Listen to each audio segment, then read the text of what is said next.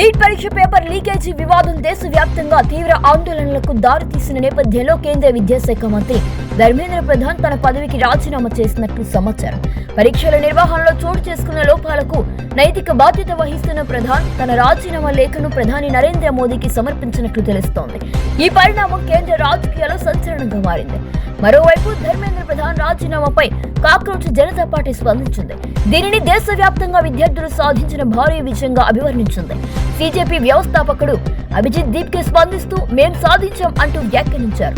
Neat paper leak వ్యవహారంపై విద్యార్థులు, ప్రతిపక్షాలు తీవ్రంగా ఆగ్రహాన్ని వ్యక్తం చేసిన వేళ కేంద్ర విద్యాశాఖ మంత్రి రాజీనామా చేసినట్లు వచ్చిన వార్తలు రాజకీయంగా మరింత చర్చకు దారితీశాయి.